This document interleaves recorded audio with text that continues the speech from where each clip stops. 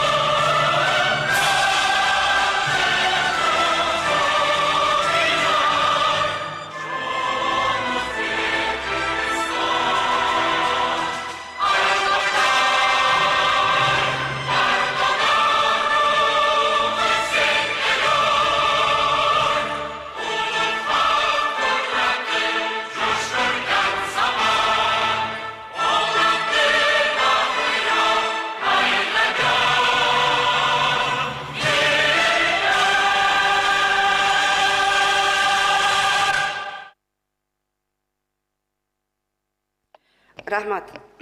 Hurmatli sessiya ishtirokchilari, sessiya kotibini saylab olishimiz kerak. Sessiya kotibi etib 14-yuksalish saylov okrugidan deputat Komilov Jamol Mustafaqulovichni saylash taklifini kiritaman. Boshqa takliflar bormi? Agar bo'lmasa, nomzodimizni qo'llab ovoz berishini so'rayman. Rozilar? Qarshilar? Betaraflar? Yo'q. Tasdiqlandi. Deputat Komilov Jamol Mustafaqulovich sessiya kotibi etib saylandi. Marhamat, o'z ishingizni boshlashingiz mumkin.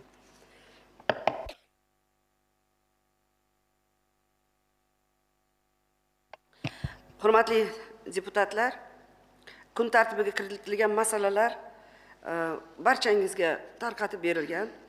Boshqa takliflar bormi?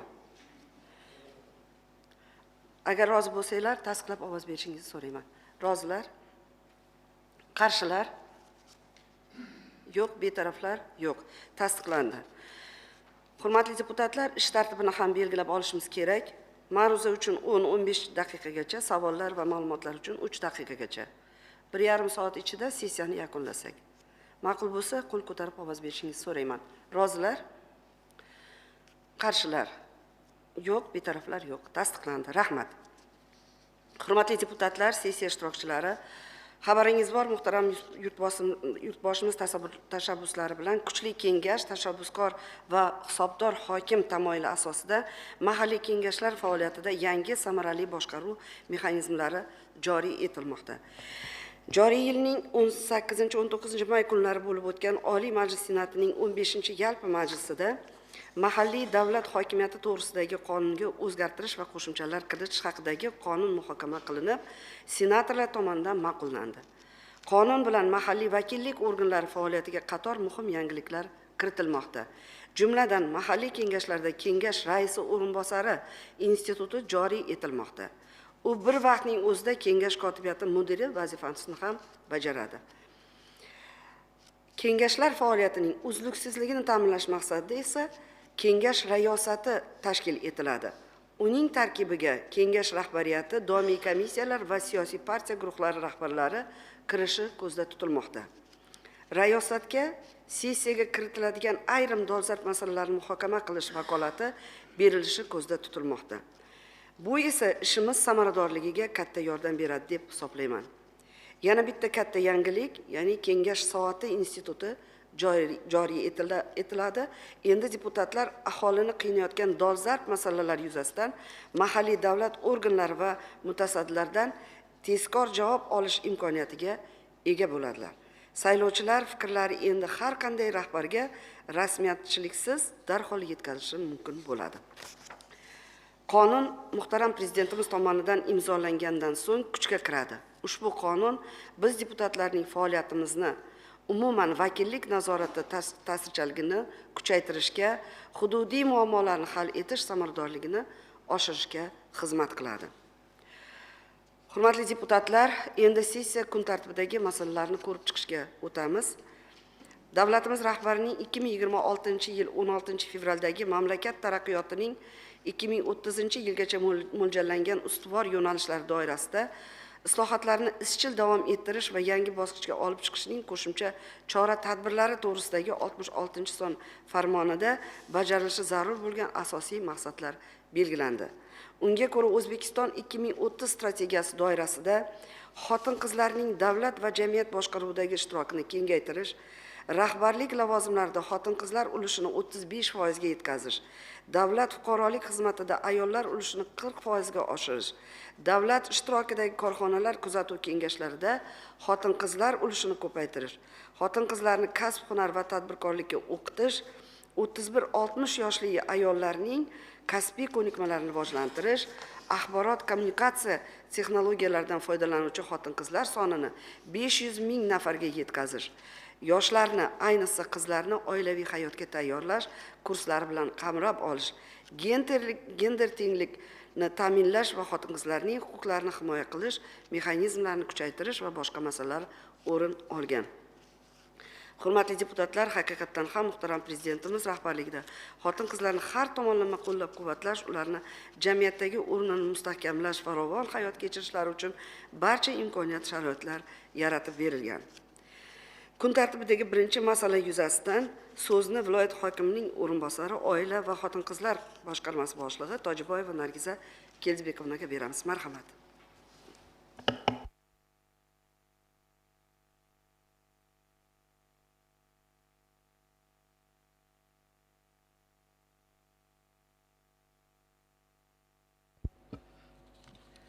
Assalomu alaykum, hurmatli rais, hurmatli deputatlar, sessiya ishtirokchilari. Darhaqiqat mamlakatimizda prezidentimiz rahbarligida barcha sohalarda xotin-qizlar faolligini oshirish, ularning ta'lim va kasbiy ko'nikmalar olishi hamda bandligini ta'minlashga ko'maklashish, shuningdek oliy ta'limga qamrovini oshirish borasida keng ko'lamli davlat siyosati amalga oshirilmoqda. Xususan oliy ta'lim yo'nalishida 2025-2026 o'quv yili uchun ijtimoiy ehtiyojmand oila vakillari, yetim yoki ota-onasining qaramog'idan mahrum bo'lgan talaba xotin-qizlarning oliy ta'lim olishini moddiy jihatdan qo'llab-quvvatlash bo'yicha oliy ta'lim muassasalarida tahsil olayotgan ehtiyojmand oilalardagi 126 nafar talaba qizlarga 1 milliard 40 million so'm kontrakt to'lovlari davlat byudjetidan qoplab berildi. Vazirlar Mahkamasini 322 sonli qarori asosida mana joriy yilning may oyida Pokiza Shavkatovna, hozir platforma orqali qabullar boshlangan, ya'ni 5 yillik mehnat stajiga ega bo'lgan xotin-qizlarimizni oliy ta'limga qamrovi bo'yicha ayni jarayon mana shu may oyida davom etmoqda va shuningdek yanagi haftadan 402 sonli Vazirlar Mahkamasining qarori bor. Bunda ham ehtiyojmand oiladagi qizlarimizni oliy ta'limga qamrov bo'yicha tavsiyanomalar asosida qabul qilish bo'yicha jarayon boshlanadi. Bunda ham albatta joylarda barcha targ'ibot tashviqot ishlari olib borilyapti. Bu jarayon ham platforma orqali amalga oshiriladi. Pokiza Shavkatovna, albatta kambag'allik reyestrida turgan va o'sha yerda 8 ta imtiyozi bor, mezoni bor. 8 ta mezon asosiga talabiga javob beradigan qizlarimiz mana shu tavsiyalar asosida oliy ta'limga qamrovi qayd etiladi. Shuningdek, xotin-qizlarning bandlik yo'nalishi bo'yicha mehnat bozorida munosib o'rin egallashi, ularning iqtisodiy jihatdan faol va mustaqil bo'lishi nafaqat oila, balki butun jamiyat farovonligi uchun muhimdir. Barcha tuman va shaharlarda, chekka qishloqlarda, joylarda ham uy mehnat va kasanachilik asosida daromad topish uchun ayollarimizga keng imkoniyatlar yaratildi. 2069 nafar xotin-qizlar kasb-hunar tadbirkorlikka o'qitildi. Shundan 1124 nafari kasb-hunarga, 945 nafar tadbirkorlik ko'nikmalariga, 2081 nafari xotin-qizlarga tijorat banklari tomonidan 84,5 milliard so'm kredit mablag'lari ajratildi. 2491 nafar xotin-qizlarga, hunarmandlarga 2026-yil xotin-qizlarning bandligini ta'minlash maqsadida daromadli ayol dasturi doirasida 282 ta loyiha amalga oshirish natijasida 9820 nafar xotin-qizlar bandligi ta'minlash rejalashtirilgan.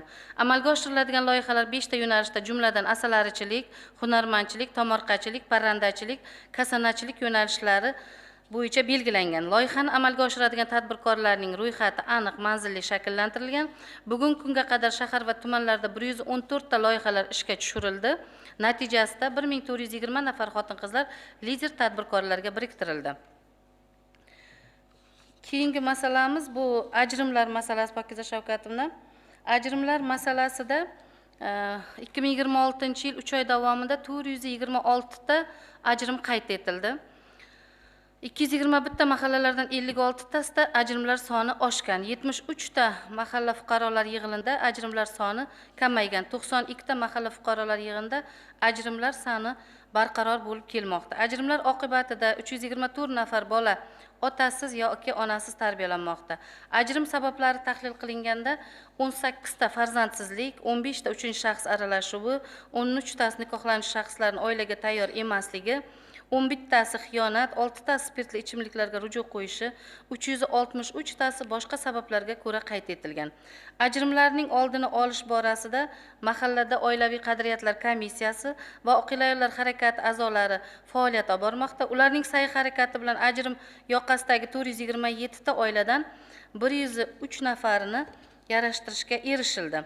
Shar'iy nikoh asosida yashayotgan 179 ta oiladan 169 taning nikohi qonuniylashtirildi. Pokiza Shavkatovna, har juma kuni biz Oila va xotin-qizlar boshqarmasi qoshida ajrimlarning muhokamasini tashkil qilganmiz va bu yerda biz birinchi navbatda shu nuroniylarimizga, oqil ayollar harakati a'zolariga, deputatlarimizga, qaysidir jarayonlarda deputatlarimiz ham ishtirok etyapti, hamda hamkor tashkilotlarga o'z minnatdorchiligimizni bildirmoqchimiz. Chunki ajrimni yarashtirish holatlari oson bo'lmayapti. Natija juda kam bo'lyapti, lekin shunga qaramasdan biz bitta oilani yarashtirsak ham bu biz uchun katta bir yutuq deb hisoblaymiz. Chunki o'sha oilani farzandlarini boyagi yetimlikdan asrab qolish masalalari va boshqa masalalarda demak biz qo'limizdan kelguncha amaliy ko'mak bergan bo'lamiz. Ajrimlarda shuningdek tahlil jarayonlarida shuni ko'rsatmoqdaki, Pokiza Shavkatovna, migratsiya masalalari ham juda katta rol o'ynayapti. Ya'ni o'sha onalarimizni migratsiyaga ishlagani ketishi, farzandlarni o'sha vasiylik asosida yoki shunchaki nima qilib taqdir nimasiga tashab ketishi, bu borada ham juda ko'p uchrashuvlarda targ'ibot, tashviqot, tushuntirish ishlari olib borilyapti. ya'ni o'sha birinchi navbatda ona farzand tarbiyasida mas'ulligi, onani o'sha shu joylarda o'zimizni davlatimizda, yurtimizda ish bilan ta'minlash masalalari ham, ya'ni oilani muammosini o'rgangan holda shu muammo nima sabab bo'lyaptiki chetga chiqib ketishga ona harakat qilyapti. Bu masalalarda amaliy yordam berish borasida barcha jamoatchilik demak bugun kirishgan, chunki oila masalasi, ayol masalasi, farzand masalasi bu davlat siyosati, davlat masalasi, bu eng katta muammolarimizdan biri va bugun butun jamoatchilik bu masalani yechishga birgalikda kirishgan, harakat qilyapti. Biz qayerdaki bu masalani muhokama qilmaylik, qayerdaki ish olib bormaylik, albatta yonimizda har qanday kerakli bo'lgan idorani vakili yoki rahbarlarni yaqindan ko'mak berishi bugun jarayonda, demak har birini o'zini mas'ulligini his qilayotganini biz tushunib yetmoqdamiz. Jinoyatchilik hamda tazyiq va zo'ravonlik bo'yicha xotin-qizlar tomonidan 3 oy davomida bitta jinoyat sodir etilgan. Bu ham bo'lsa Mirzobod tumanida. Bu o'tgan yilga nisbatan 5 taga kamaygan. 6003 nafar xotin-qizlar profilaktik hisobga olingan. Ularning 5660 nafari hisobdan chiqarilgan. Xotin-qizlarning o'z joniga qasd, suiqasd holatlari 15 tadan 24 taga ko'paygan. Bu holat Yangiyer va Sayxunobodda 4 ta, Mirzobodda 3 ta, Shirinda 2 tadan qayd etilgan. Yil davomida nizolashayotgan oilalarga 996 nafariga himoya orderi berildi.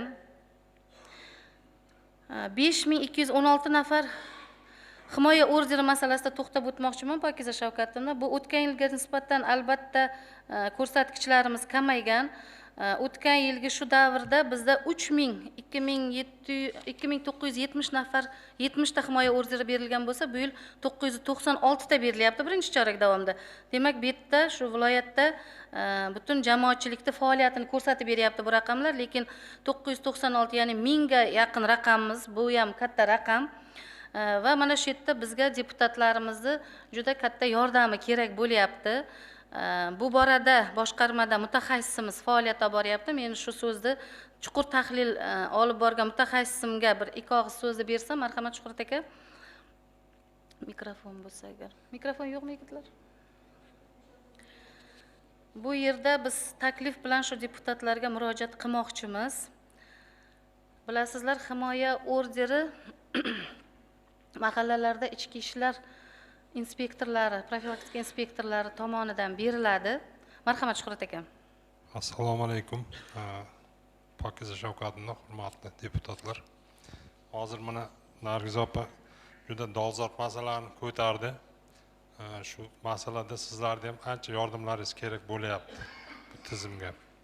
Birinchi masala bo'yicha, bu tazyiq zo'ravonlik holati bo'yicha men yordam so'ramoqchi bo'lganim. Bu tazyiq zo'ravonlikni oldini olish bo'yicha O'zbekiston Respublikasi qonuni chiqqan 2019-yil 2-sentyabrda 561-sonli qonun. Ushbu qonunning 14-moddasida belgilab qo'yilgan. Himoya orderini joylarda holat aniqlangandan keyin profilaktik inspektori himoya orderini rasmiylashtirib 24 soat ichida xotin-qizlar faoliga, mahalla raisiga, ijtimoiy xodimga, tegishli bandlik bo'yicha xodimlarga xabar berish kerak. Bu bo'yicha endi hozir integratsiya masalasi hal bo'ldi-yu, ijtimoiy xodim bilan profilaktik inspektor misol rasmiylashtirilgandan keyin himoya orderi ikkalasining integratsiyasida birdan ko'rinadi. Bizning tizimda ham qo'shish kerak-ku, haligacha lekin qo'shilgan yo'q. Sizlardan bir yordam bo'lardi. Iltimos. Mana nima yordam kerak bizdan? Mana nima qilib bersak, mana kengash tomonidan mana shu integratsiya masalasini ko'taryapsiz-da, to'g'rimi? Integratsiya birinchi o'rinda. Ikkinchi o'rinda yana bir tomoni bor. Takroriy berilgan himoya orderlar bor. Oilaviy nizoda tazyiq zo'ravonlik sodir etilgandan keyin himoya orderi 30 kun muddatga beriladi. 30 kun muddatga. Nizoni endi chuqur o'rganib, uni sog'lom hayotga qaytarib, to'g'ri yo'lga chiqarish uchun 30 kun kam. Bu yerda qonunda u davom etaversa, profilaktik inspektori u holatni chuqur o'rgangan holda materialni sudga bersa, sud 6 oydan 1 yilgacha uzaytirish vakolatiga ega. Hozirgi kunda bizdagi masala bo'layotgani 30 kunni tugatib, bu holatni yopib ikkinchi marta holatiga takroran berilyapti-da, tuzatish dasturi o'tkazilmayapti. Tuzatish dasturi o'tkazish hozirgi kunda bizda bilmadim, rosa katta muammo bo'lsa kerak. Hali respublikada ham qo'llanmagan holatda bu tuzatish dasturi. Ta'zir zo'ravonlik sodir etgan shaxsni nima desam bo'ladi? Majburiy tarzda tuzatish dasturini o'tkazishimiz kerak qonun bo'yicha. Bu yerda tuzatish dasturidan o'tkazish holatni agressorni bizni oila va xotin-qizlar tizimiga yuklab qo'yilyapti-da.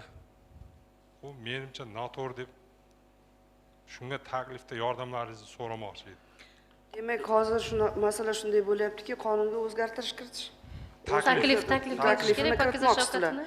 Bo'lmasam taklifi nima deydi? Mana yuristlarimiz bor, Jahongir shu yerda o'tiribdilar. Bormi hozir shu yerdalar? Bir ko'ringlarda, birgalikda ishlanglar. Agar qonunga o'zgartirish taklifini beradigan bo'lsanglar, biz buni senatga chiqarishga, Oliy Majlisga chiqarishga harakat qilamiz bu masalada. Chunki tajriba bu oldin bo'lmagan bu narsa, bu yangilik. Yangi tizim o'sha to jamiyatga kirishib ketguncha ham nimalari chiqadi-da, har xil holatlari chiqadi. Bu tabiiy hol, shuning uchun ham buni mana masalani o'sha yaxshilab o'rganib, birinchidan agar bu kerak bo'ladigan bo'lsa, haqiqatda o'sha bularning takliflari to'g'ri keladigan bo'lsa, beringlar taklifi, bu nima joyi yo'q, noto'g'ri joyi yo'q. Rahmat. Yana bir oxirgi masala edi, iltimos qilib so'rardik. Mana viloyatda yaqinda viloyat hokimimizni yordami bilan nizoli oilalarga, viloyatimizda 549 ta nizoli oilaga 144 ta tashkilot rahbarlari biriktirildi. Ularni yarashtirish masalasida. Mana shuni ijrosi bo'yicha nazoratga olsal yordam bersalaringiz deb so'ramoqchi edik. Demak, deputatlik nazoratini o'rnatib berishimiz kerak. Yaxshi bo'lmasa, Nargiza Keldibekovna shu ro'yxatlarni bizga agar bersangiz, mayli, biz yordam berishga tayyormiz. Rahmat. Marhamat. Rahmat. Bormi? Yana bor masalalarimiz. Hozir.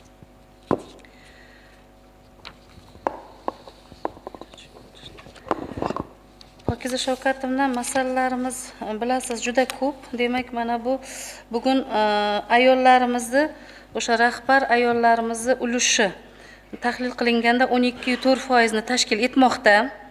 Yana ham viloyat hokimi Erkinjon Xubutayevich tomonidan kadrlar masalasi tahlil qilinganda o'zimiz ahamiyat beryapmiz. Mana bu yil davomida qanchalik o'sha tashkilot rahbarlari yoki tashkilot rahbarlariga o'rinbosar sifatida ayollarimizni tavsiya qilayotgani va ular bugun shu lavozimlarda faoliyat olib borayotgani juda ham tahsinga loyiq, lekin baribir Sirdaryo viloyatida bu ko'rsatkichlar 12,4% ni tashkil etmoqda. Va davlat xizmatida esa 18,5%. Bu borada demak biz ishlayapmiz, Pokiza Shavkatovna. Ya'ni o'sha kadrlarni, xotin-qizlarni bugun o'sha rahbarlik lavozimiga tayinlash yoki tashkilotlarda shu o'rinni topish maqsadida ayollarning ham salmog'ini oshirish borasida keng qamrovli ishlar olib borilyapti. Pokiza Shavkatovna, 2026-yil uchun ham vazifalar belgilaganmiz. Demak, jamiyatda xotin-qizlarning faolligini oshirish, ijtimoiy himoyaga muhtoj xotin-qizlarni moddiy qo'llab-quvvatlash hamda ishsiz ayollarning bandligini ta'minlash bo'yicha dastur 59 banddan iborat dastur ishlab chiqilgan va ijroga qaratilgan. Mazkur dasturda 5349 nafar xotin-qizlar kasb-hunar va tadbirkorlikka o'qitish bo'yicha o'quvlarga jalb qilinadi. 9200 nafar nikohlanuvchilar oilaviy hayotga tayyorlash o'quvlarida o'qitiladi. Erta nikoh, qarindoshlar va noqonuniy nikohlar va erta tug'ruqlarni oldini olish bo'yicha targ'ibot tadbirlari o'tkaziladi. Haftaning har chorshanba kunlari ahil oila tadbirlari doirasida 617 nafar notinch nizoli oilalar bilan ishlash va ularni sog'lom turmush tarziga qaytarish, ijtimoiy ma'naviy muhit barqarorligini ta'minlashga erishiladi. Oilalar farovonligi barqarorligini ta'minlash, erta nikoh, qarindoshlar va noqonuniy nikohlar va erta tug'ruqlarni oldini olish, xotin-qizlar o'rtasida reproduktiv salomatlik qoidalariga rioya etish, etish, sog'lom turmush tarzini targ'ib etish maqsadida 1500 ta uchrashuv, davra suhbatlari hamda targ'ibot tadbirlari amalga oshirish rejalashtirilgan. Xotin-qizlar va bolalarga nisbatan tazyiq va zo'ravonlik holatlariga olib keladigan sabablar hamda shart-sharoitlarni aniqlash bo'yicha tadbirlarni tashkil etish va bartaraf etish yuzasidan amaliy choralar ko'riladi. Xotin-qizlar o'rtasida milliy liboslar targ'ibotiga qaratilgan Xonatlas festivali va oyliklari o'tkaziladi. Ayollar daftariga kiritilgan 27 ming nafar ehtiyojmand xotin-qizlarga tizimli ravishda amaliy yordamlar ko'rsatiladi. Ijtimoiy profilaktika elektron tizimi orqali nizoli oilalar, og'ir ijtimoiy ahvolga tushib qolgan va profilaktik hisobda turgan xotin-qizlar bilan profilaktik tadbirlar amalga oshiriladi. Mahallalarda xavfsiz muhitni yaratish yo'nalishida yaxlit manzilli ishlash tizimini joriy etishga qaratilgan yo'l xaritada belgilangan vazifalar ijrosi to'liq ta'minlanishi erishiladi.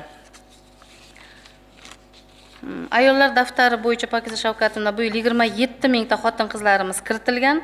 6 ta yo'nalish bo'yicha shu 6 ta toifani 5 ta toifa bo'yicha shu 5 ta toifani bugun ijrosini amalga oshirish bo'yicha yaqinda Vazirlar Mahkamasini qaror tasdiqlandi. Bugun bizda o'sha daftarimizda 9 milliard 236 million mablag'imiz bor. Bu yetarli. Bilasiz, erta o'sha uy ta'miri, ijara haqqi to'lovlari, xotin-qizlarning kreditlari, ularni bandligini ta'minlash masalalari hamda huquqiy, tibbiy va psixologik yordamlar borasida ham ishlar amalga oshiriladi. Bu borada ham ta'lim muassasalaridagi o'sha psixologlarimizning faoliyati, adliya boshqarmasi, prokuratura, ichki ishlar vakillarining huquqiy maslahatlari amalga oshirib kelinyapti. Pokiza Shavkatovna, bu yerda imkoniyatimiz ham yetarli, salohiyatimiz ham yetarli. Bu daftardagi barcha berilgan topshiriqlarning ijrosini ta'minlashda Rustam aka Tursunmurodov, ya'ni kasaba uyushmalari bilan birgalikda amalga oshiryapmiz. Joylarda hamma vakillar yetarli, kasaba uyushmadan ham biriktirilgan, boshqarmadan ham vakillar biriktirilgan va shuningdek bugun deputatlar ham bu jarayonlarda amaliy yordam berib kelyapti. Bir gruppamiz bor, ijtimoiy tarmoqlarda, Telegram gruppada xotin-qizlar muammosi degan o'zingizning xabaringiz bor. Har hafta bu xotin-qizlar gruppasidagi muammolar bo'yicha tahlil qilinadi va tahlil apparat yig'ilishga kiritib borilyapti. O'sha tahlillarda nafaqat mahallani ijtimoiy infratuzilma masalalari, balkim bugun o'sha xotin-qizlarni qiynayotgan muammolar, ularning sog'lig'i borasida, o'sha ishsizligi borasida, oliy ta'limga qamrovi borasida, boyaginday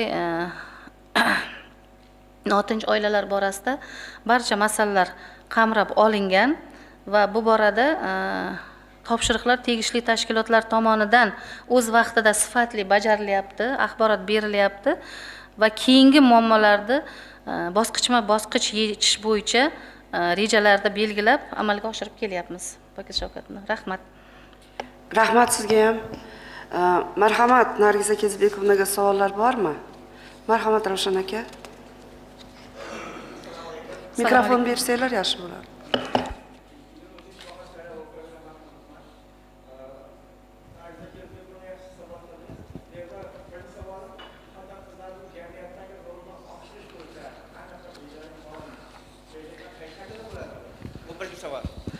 Ikkinchi savolim, jamoatchilik asosida ishlaydigan olima ayollar tashkiloti bor.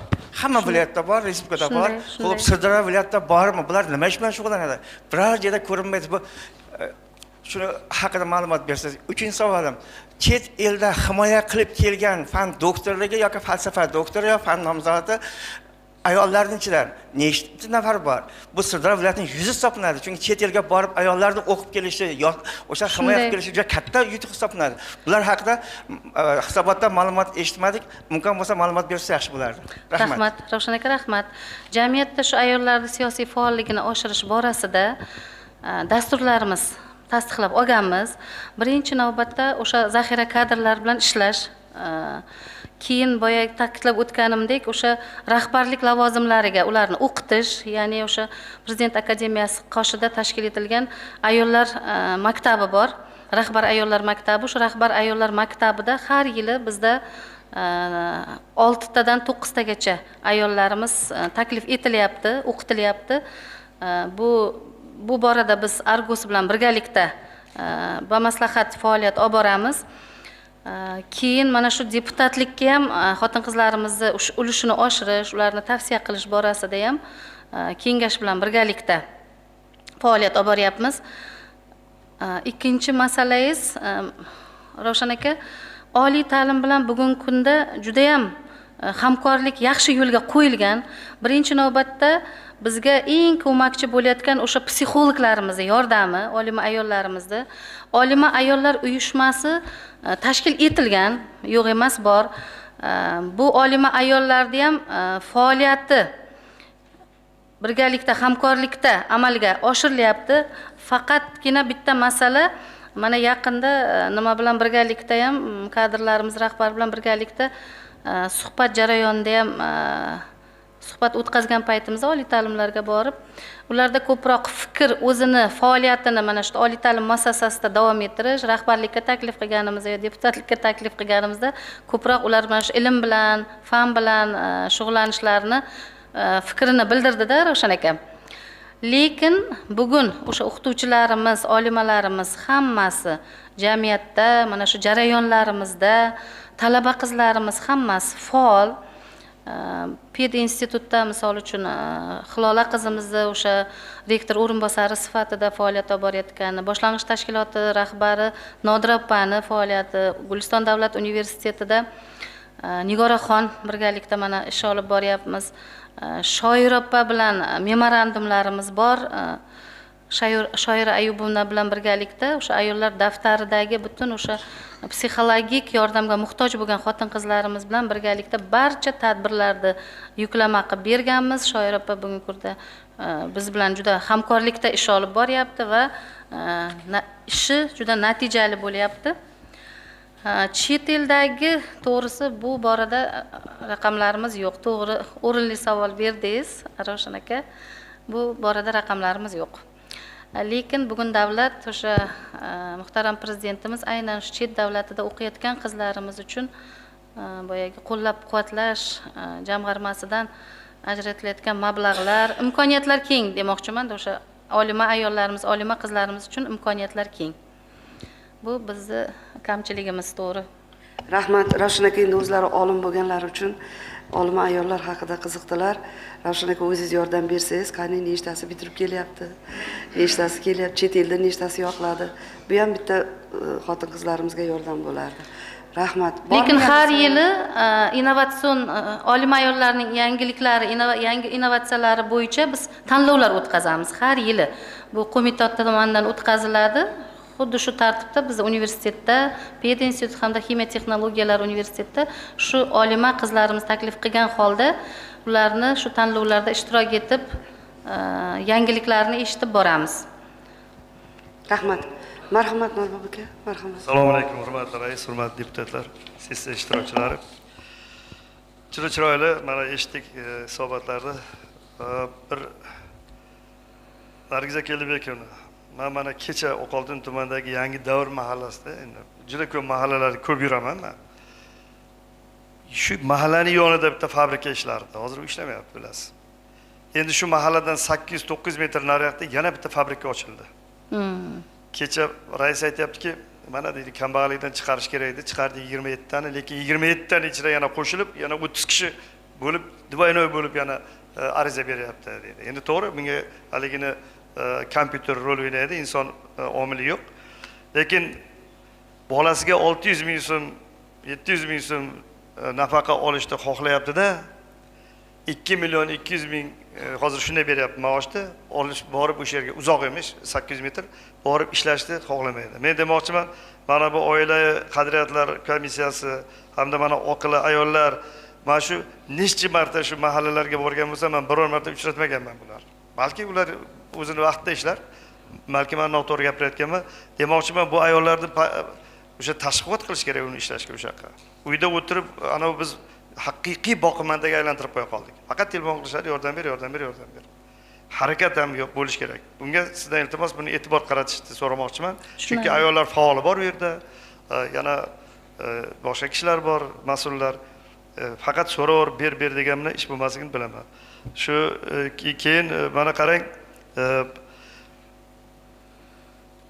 600 ming so'm bilan 2 millionning o'rtasida 3 barobar farq bo'lsa kerak buning o'rtasida.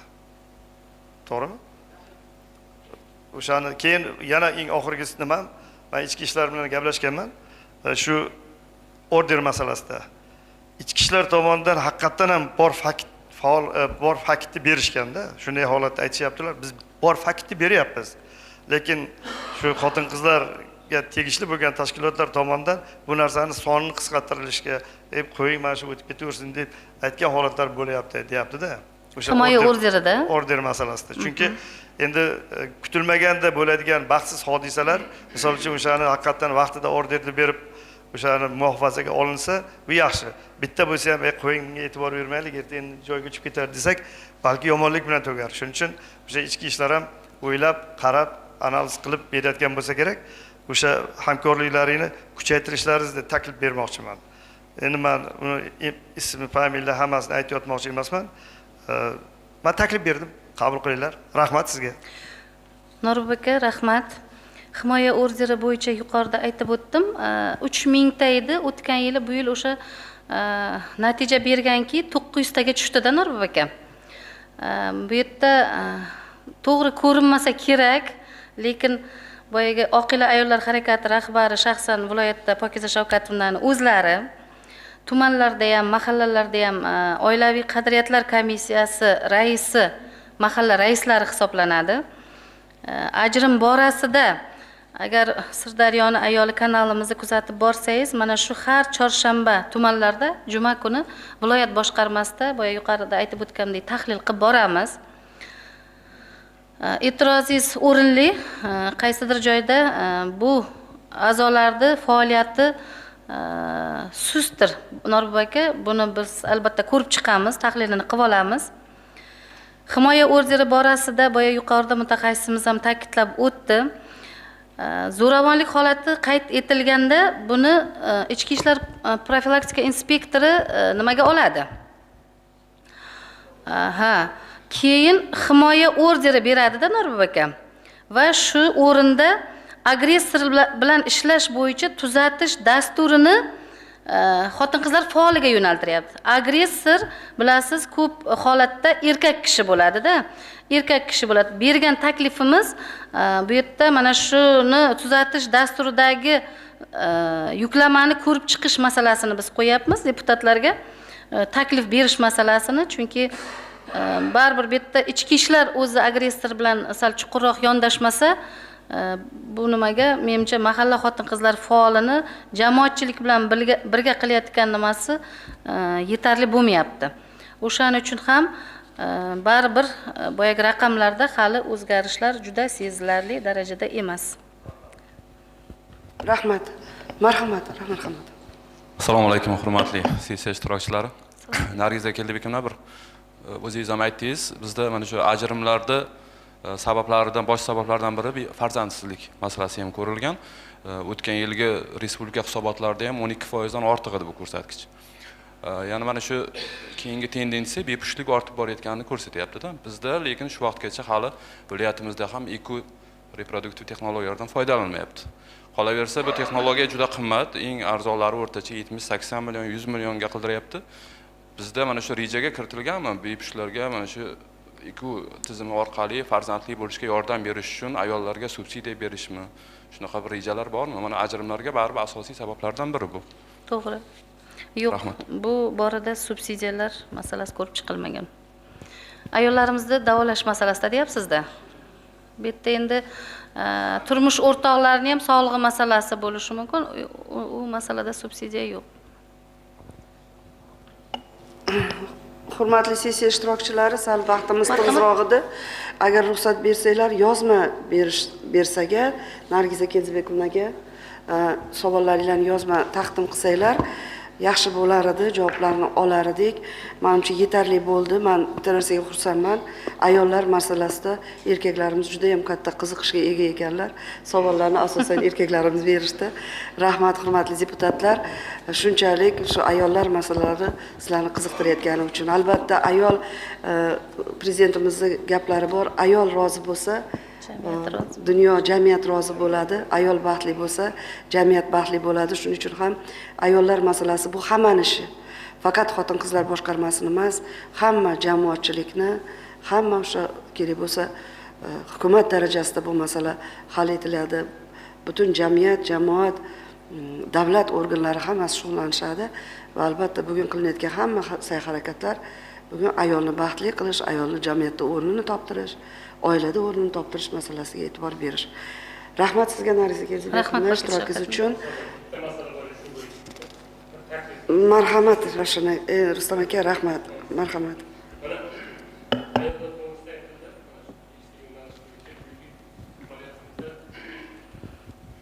221 ta mahallalarda hozir ayollar anketadan hamma so'rovlar hammasi yetkazib borildi. Faqat ijaraga qaratildi. Mana kechagi yig'ilishda Tanzil Narbayevna Zulayxa Bahriddinovalar o'zlarining fikrlarini aytdilar. Hamma narsa tayyor qilingan. Faqat uni borib ishbilarmon muhitni yaratib, banklardan oladigan kredit banklardan olsak, faqat mana 227 ta mahallada faol deputatlarimiz bor. Mana shu faol deputatlarimiz taklif bo'lardi. Har bir mahallalarga borib, anketadan olgandan keyin qaysi 5 ta yo'nalish bo'yicha hamma so'rovnomalar borda, mahalla raislari uni hozirgi buyuk strukturamizda faqat mahalla tizimida ishlaydigan bo'lib qolyapmiz. Chunki shu Nargiza Keldibekovada ayollarimiz kam, ko'p mahallalarda shtatlari yo'q, ko'p joylarda yo'q mahalla faollari. Faqat mahalla raisida bog'liq ijtimoiy agentligi maxsus ish xodimlari bor. Shular bilan ishlasa, hurmatli deputatlar, mana shu yerdagi bitta misol har bir ayoldagi qani qaysi familiyada shuni borib gaplashib, iloj bo'lsa bankka olib, ishbilarmon muxtiyar bizda mehnat birjaga borib shular ish bilan ta'minlay bersa maqsading muvofiq bo'ladi. Rahmat Pokiza. Juda ham to'g'ri, Rustam aka, kecha juda katta yig'ilish bo'lgan. Tanzila Kamolovaning o'zlari ishtirok etganlar, Rafiqov o'zlari va Zulayxa Bahriddinova hammalari birgalikda bu masala bo'yicha juda ham katta yig'ilish bo'lgan va buni tartiblari tushuntirilgan. Albatta deputatlarimiz bu sohada ham faolliklarini ko'rsatib ko'mak bersalar juda ham yaxshi bo'lardi. Ishimiz ancha siljirdi. Rahmat. Rahmat. Rahmat sizga, Nariza Keldibekovna, o'tirishingiz mumkin. Mazkur masala yuzasidan kengash huzuridagi yoshlar siyosati, madaniyat va sport masalalari bo'yicha doimiy komissiya tomonidan xulosalar berilgan. Ushbu xulosalarni komissiya a'zosi Rahmanov Azizbek Kozimjon o'g'li o'qib beradi. Marhamat.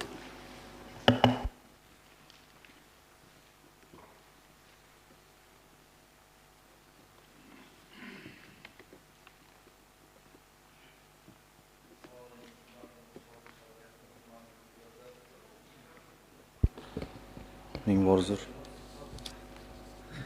Yoshlar siyosati va sport masalalari bo'yicha doimiy komissiya hamda ekspert guruh a'zolari hamkorlikda viloyatdagi xotin-qizlarning jamiyatdagi rolini oshirish, gender tengligini ta'minlash masalalari o'rganib chiqildi.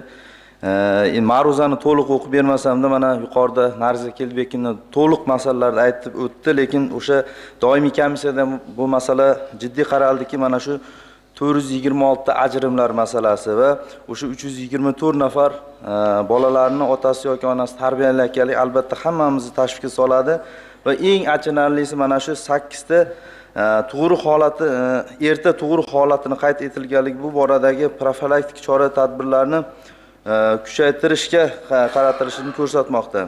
Hurmatli deputatlar, mazkur masala yuzasidan komissiya xulosa qiladi.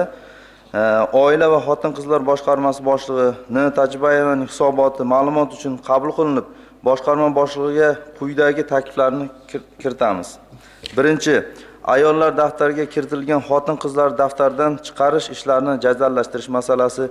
Ikkinchisi, erta tug'ruq bilan bog'liq holatlarni oldini olish bo'yicha choralarni kuchaytirish yuzasidan aniq rejalashtirilgan chora-tadbirlar dasturini ishlab chiqish lozim deb hisoblaydi.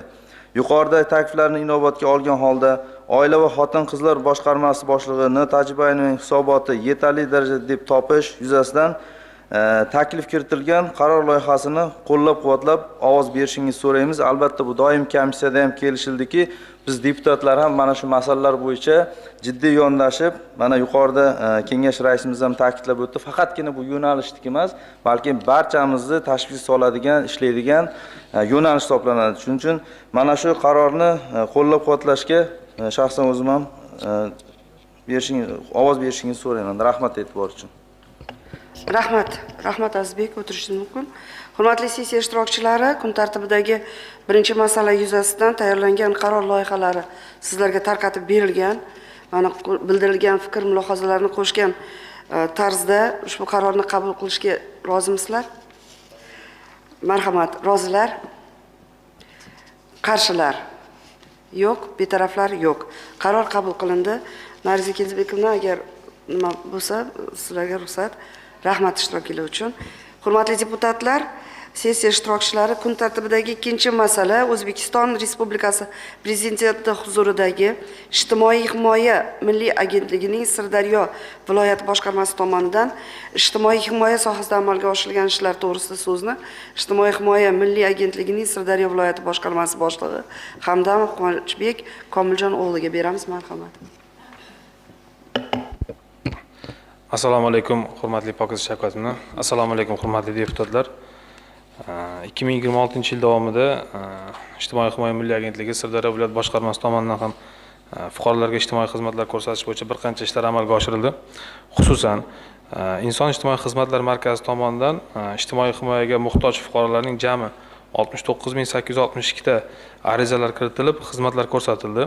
Vazirlar Mahkamasining 462 sonli qaroriga asosan Saxovat va ko'mak jamg'armasi mablag'laridan kiyim-kechak, oziq-ovqat mahsulotlari, davolanish, jarrohlik, uy-joylarni ta'mirlash kabi xizmatlar uchun 4528 ta arizalar olinib, 2,2 milliard so'mlik mablag'lar ajratildi.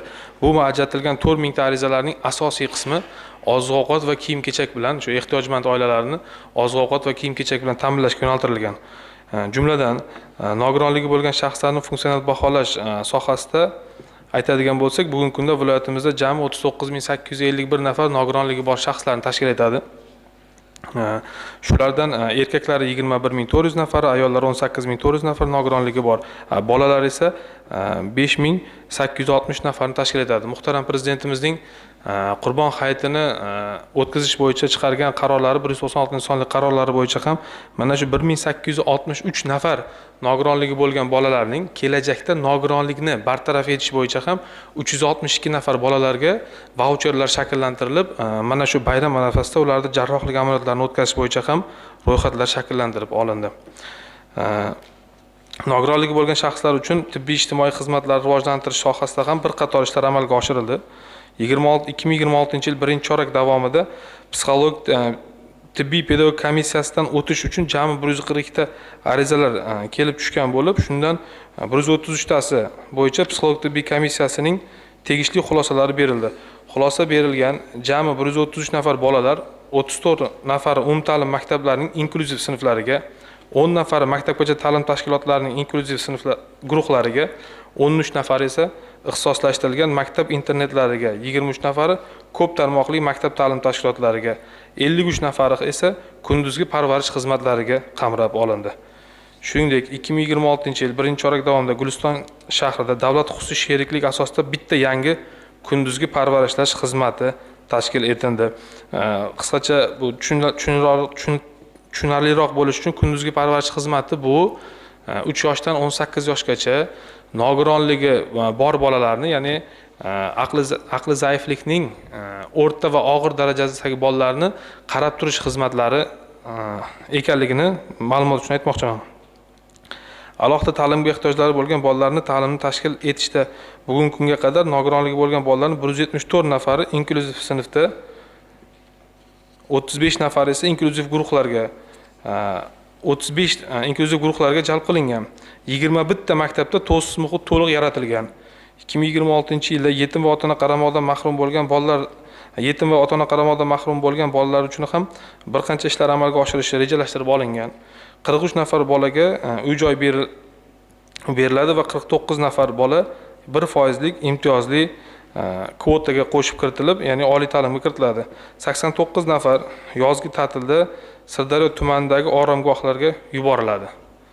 22 nafar oliy ta'lim bitiruvchilari tanlovsiz ishga qabul qilinishi bo'yicha bundagi bandlik organlari tomonidan maxsus kvotalar belgilab berilgan.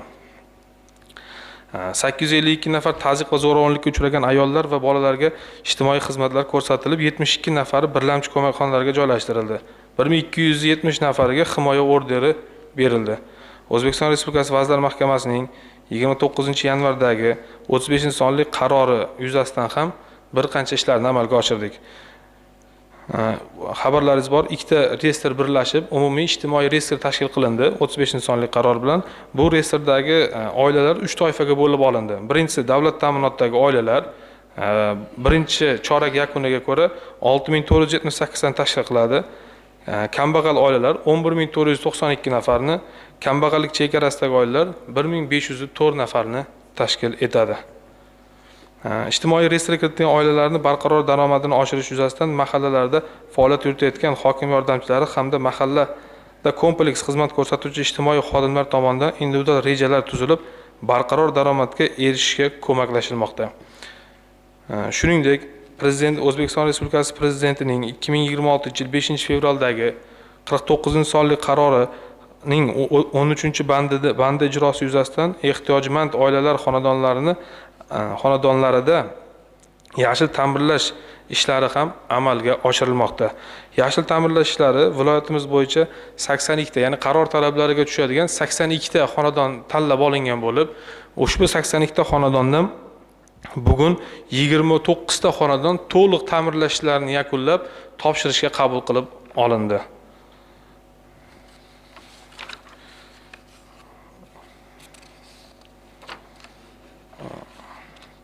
Undan tashqari yangi xizmatlar bilan qamrab olish bo'yicha ham birinchi chorak davomida biz yangi xizmat, ya'ni Prezidentimizning 256-sonli farmonlaridagi dividend xulqli bolalarni tarbiyalash maqsadida bitta yangi xizmatimizni joriy qildik, ya'ni krizis markazini joriy qildik. Bu krizis markazining asosiy maqsadi xulqida o'zgarish bo'lmayotgan, doimiy ravishda ichki ishlar tasarrufidagi voyaga yetmaganlar bo'limiga tushayotgan bolalarga psixologik yordam berib, ularni hayotga reintegratsiya qilishini ta'minlash maqsadida bu xizmatimiz Guliston tumani Mevazor mahallasida tashkil qilindi. Va bu kelajakda o'sha kontingentdan kelib chiqib, bu xizmatni ham yil yakunigacha 3 ta hududda, Guliston shahrida va Mirzobod hududida ham yo'lga qo'yishni rejalashtirib olganmiz. Quvonchbek, agar doimiy komissiya buni ko'rib chiqqan bo'lsa, agar savol javobga o'tsak-da, bizni deputatlarimiz qiziqtiradigan savollarimiz bor. Marhamat, Zaynab opa, savol so'z sizga. Assalomu alaykum.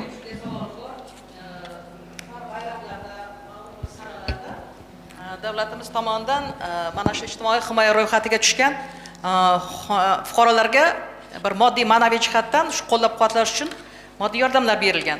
Mana 2 kundan keyin bizda ham katta bayram bo'ladi. Milliy bayramlarimizdan bittasi. Shu borasida viloyatimiz bo'yicha qanaqangi tadbirlarni amalga oshirmoqchisiz va qanday miqdorda moddiy va ma'naviy yordamlarni ko'rsatish rejasiga kiritilgan? Shu bo'yicha qisqa axborot berishingizni so'rayman. Rahmat. Katta rahmat savol uchun.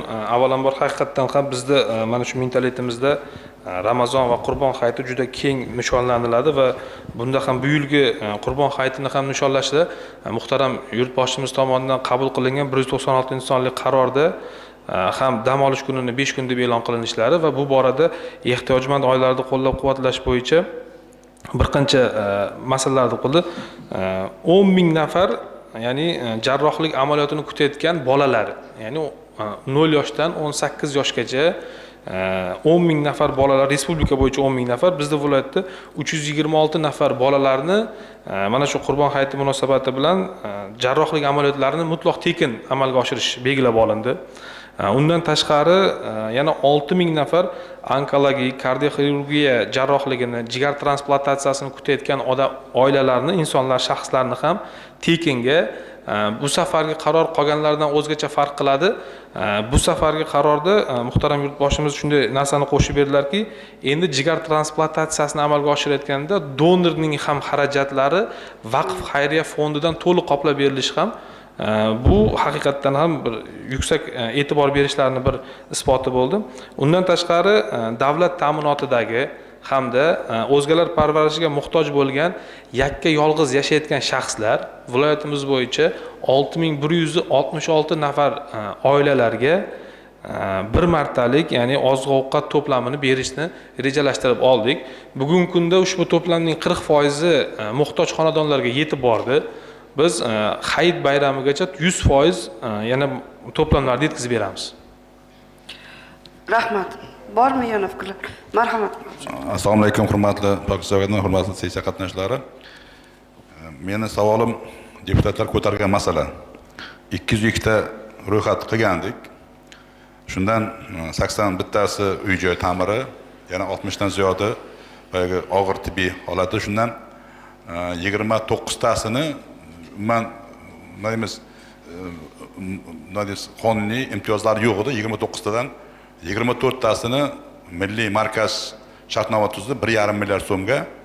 Lekin haligacha moliya buni pul ajratib bergan yo'q. Bundan tashqari 4 ta yana 5 ta yana og'ir kasallarimiz bor. Ular chet elda davolanish shart. Bu yerda milliy markaz aytgan biz davolanmaymiz degan. Shu bo'yicha birorta o'zgarish bo'ladimi? Sizlar nima deymiz?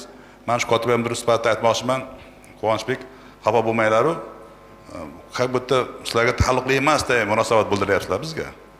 Chunki birorta masalan hozirgacha birorta ta'mirlangan uy to'g'risida hisobot yo'q bizga. Mana hozir aytyapsiz, 29 ta uyni ta'mirladi, yashil debdi. Biz ro'yxatda bergan uyni biz ro'yxat qilib berganmiz 66 ro'yxat. Birortasini hali hisobot berganlar yo'q. Birortasi bo'yicha. Keyin mana shu hozirgi payt og'ir ahvolda bo'lgan 29 ta kasalimizdi. O'sha kecha muhtaram prezidentlar ajratgan mablag' hisobidan davolasak bo'ladimi yo'qmi?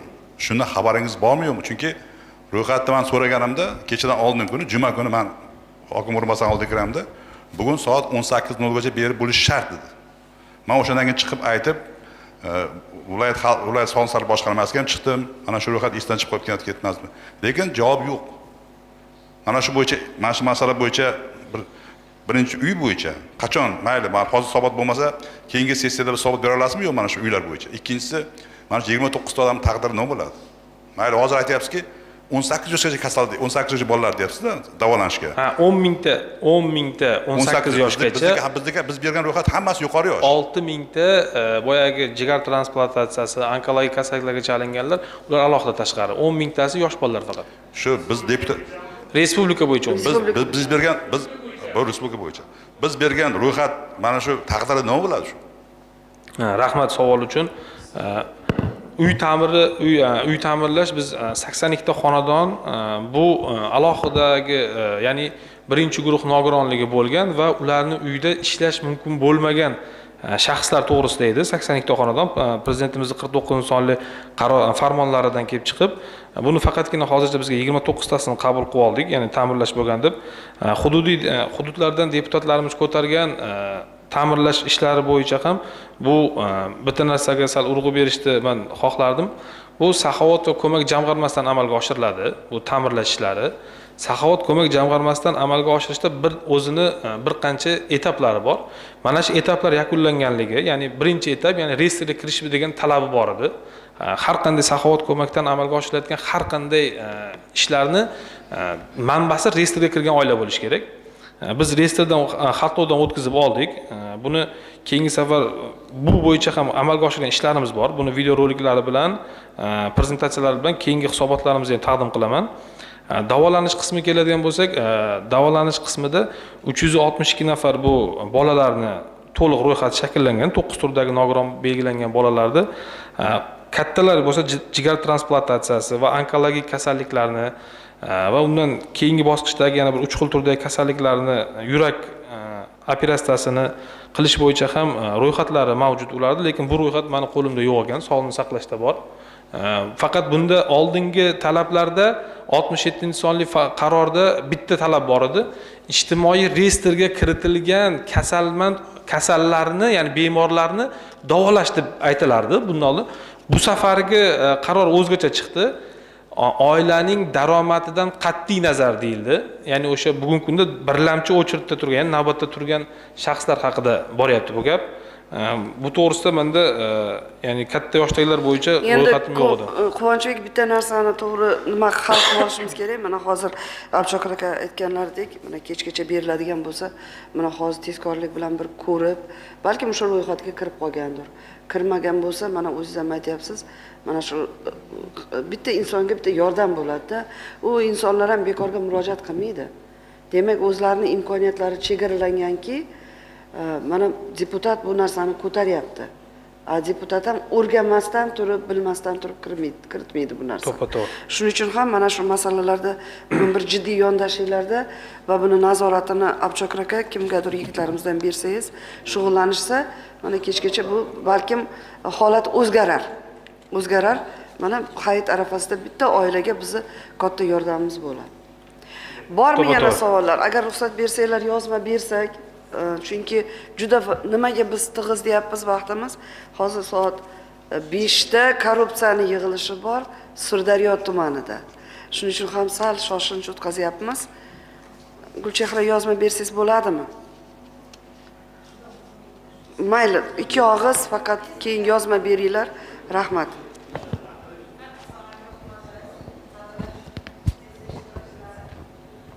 Men Quvonchbekka beradigan savolim shunday iboratki, mana shu viloyatimizda voyaga yetgan aynan mana shu parvarishga muhtoj bo'lgan uylar nechta ochilgan va voyaga yetmagan bolalar o'rtasidagi soni kerak menga.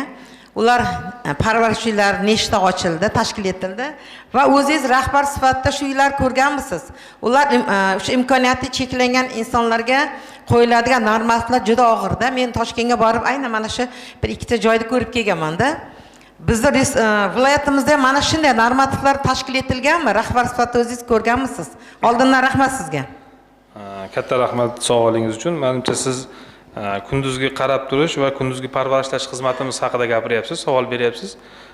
Bugungi kunda 17 nafar tadbirkorlarimiz tomonidan viloyatimizda bir qancha tumanlarimizda kunduzgi parvarishlash xizmati hamda 6 nafar tadbirkorlarimiz tomonidan kunduzgi qarab turish xizmati joriy qilingan. Har kunduzgi qarab turish xizmati bo'yicha ham, kunduzgi parvarishlash xizmati bo'yicha ham aynan o'zim borganman, tadbirkorlarning faoliyati bilan tanishganman. Bizda Quvonch vodiysi bor, mana Mirzobod tumanida amalga oshiradi. Biz bu yerda talab birinchi savolingizga javob shu raqamlarimiz. Ikkinchi savolingizga javob, savolingizga esa, ya'ni buni talablari juda og'ir deb ta'kidlaganingizga men izoh bermoqchiman. Talablar o'ta og'ir emas. Ya'ni biz bolani parvarishlash mumkin bo'lgan minimal talablarni joriy qilganmiz. Ya'ni talablarimiz minimal. Bundan birgina misol aytaman sizga. Aslida bu turdagi kasallikka chalingan bolalarga professional logoped va defektologlar xizmat qilish kerak. Biz bu sohani yangi ekanligini inobatga olib, bugungi kunda kunduzgi parvarishlashga faqatgina tarbiyachi va tarbiyachi yordamchisi talabini qo'yganmiz. Tarbiyachi va tarbiyachi yordamchisi talabini qo'yganmiz. Bu ham endi buni oliy ma'lumotli bo'lsin demayapmiz. Eng minimal talabimiz hozircha shunaqa.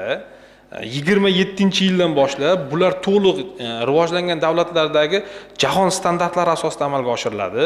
Faqatgina o'sha keyinchalik professional qilib boraveramiz xizmatni. Hozircha minimal talabimiz shunday.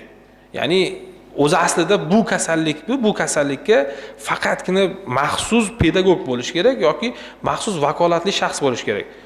Logoped, defektolog bo'lish kerak. Biz hozircha qo'yganimiz yo'q. Bu narsa to'g'ri ham. Rahmat. Agar boshqa fikrlar bo'lmasa, marhamat Quvonchbek, rahmat sizga. Ushbu masala bo'yicha ta'lim sog'liqni saqlash ta'lim sog'liqni saqlash masalalari bo'yicha doimiy komissiya a'zosi Qarshibayev Jahongir Hazratqulovich komissiya xulosasini tanishtiradilar. Marhamat.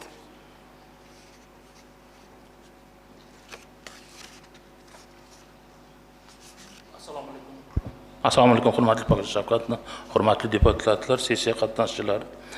O'zbekiston Respublikasi Prezidenti huzuridagi Ijtimoiy himoya milliy agentligining Sirdaryo viloyati boshqarmasi tomonidan 2026-yil 1-chorak mobaynida ijtimoiy himoya sohasida amalga oshirilgan ishlar yuzasidan Xalq deputatlari viloyat kengashi huzuridagi fan va ta'lim sog'liqni saqlash masala bo'yicha doimiy komissiyasining xulosasini eshitirsam, hisobotini hozir boshqarma boshlig'i berdi. Agar ruxsat bersalaringiz, ayrim kamchiliklar topilganlar bilan eshitirsam. Rahmat. Barcha hisobotlarni tingladik. Amalga oshirilgan ishlar bor, lekin shu bilan birga qatorda kamchiliklar ham mavjud.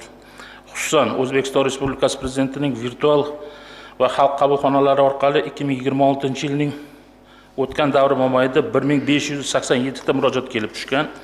Bugungi kunda esa ushbu murojaatlarning 460 tasi, ya'ni 32% ijobiy hal etilgan bo'lib, respublikada eng oxirgi o'rinda turmoqda. İjobiy hal etish darajasi bo'yicha eng past ko'rsatkichlar Sardoba tumanida 20,2%, Sayxunobod tumanida 20,6%, Bayot tumanida 25,4% ni tashkil etadi. Shu bilan birga 49 sonli prezident qarori ijrosi doirasida ehtiyojmand oilalar xonadonlarida amalga oshirilayotgan yashil ta'mirlash ishlari ayrim hududlarda ishlar yetarli darajada tashkil etilmagan. Buni hozir Xavshokir aka qayd etib o'tdilar. Viloyat kengashi deputatlarining joylarda o'tkazilgan uchrashuvlar natijasida aniqlangan muammolardan 20 ta holat bo'yicha xizmat ko'rsatish jarayonlarini hamda 12 ta oilaning uy-joy ta'mir ishlarini o'z vaqtida yakunlanmayotganligi bo'yicha o'z yechimini topmayotgan muammolar ham mavjud bo'lib, mazkur masala yuzasidan xalq deputatlari Sirdaryo viloyat kengashi huzurida fan va ta'lim sog'liqni saqlash masalalari bo'yicha doimiy komissiyasi xulosa qiladi. O'zbekiston Respublikasi Prezidenti huzuridagi Ijtimoiy himoya Milliy agentligining Sirdaryo viloyati boshqarmasi tomonidan 2026-yil 1-chorak mobaynida ijtimoiy himoya sohasida amalga oshirilgan ishlar yetarli darajada emas deb topilish yuzasidan qaror loyihasi tayyorlangan va bu qaror loyihasiga ovoz berishlaringizni so'rab qolamiz. Rahmat. Rahmat sizga ham. Rahmat. Marhamat, hurmatli deputatlar. Ushbu masala bo'yicha ham qaror loyihasi sizlarga tarqatib berilgan. Agar rozi bo'lsanglar, tasdiqlab ovoz berishingizni so'rayman. Rozilar? Rahmat. Qarshilar? Yo'q, betaraflar? Yo'q. Rahmat. Qaror tasdiqlandi. Hurmatli deputatlar, sessiya ishtirokchilari, kun tartibidagi 3-masala O'zbekiston Respublikasi Prezidentining 2025-yil 21-apreldagi korrupsiyaga qarshi kurash tizimini yanada takomillashtirish bo'yicha belgilangan ustuvor vazifalar ijrosini samarali tashkil etishga doir chora-tadbirlar to'g'risidagi 71-sonli farmoni ijrosi yuzasidan bu borada O'zsuv ta'minot aksiyadorlik jamiyatining faoliyati o'rganilgan va bu borada ko'p ishlar amalga oshirilgan. Lekin mana bugun bir ikkita raqamni aytaman. Ichimlik suvi debitorlik qarzdorligi viloyat bo'yicha yil boshidan 1-may holatiga 23,8 milliard so'm yoki yil boshiga nisbatan 6,9 milliard so'mga oshib ketgan. Va bu borada ba'zi o'sha rahbarlarning debitor sohaga oid rahbarlarning qarzdorliklarini ixtiyoriy sud orqali undirish masalalari yoki suvdan uzib qo'yish masalalariga e'tiborsizlik bilan qaralayotgani ta'kidlab o'tilyapti. Marhamat, bu masalada Sirdaryo suv ta'minoti aksiyadorlik jamiyati direktori Akramov Shahbozjon Orifjon o'g'liga beramiz. Marhamat. Assalomu alaykum, Pokisa Shavkatovna. Assalomu alaykum, hurmatli deputatlar. Korrupsiyaga qarshi kurash bo'yicha Sirdaryo suv ta'minoti aksiyadorlik jamiyatida tizimli ishlar amalga oshirib kelinmoqda. Jumladan barcha rahbar va xodimlar tomonidan manfaatlar to'qnashuvi to'g'risida deklaratsiyalar topshirish yo'lga qo'yilgan, xaridlar va xizmatlar bo'yicha tuziladigan shartnomalarga korrupsiyaga qarshi kurash talablari kiritildi. Hisobot davrida korrupsion holatlarga qarshi kurash bo'yicha tashkilotimiz xodimlari, tuman va shaharlar, mahalliy fuqarolar yig'inlari faollari o'rtasida 76 marotaba targ'ibot tadbirlari o'tkazildi.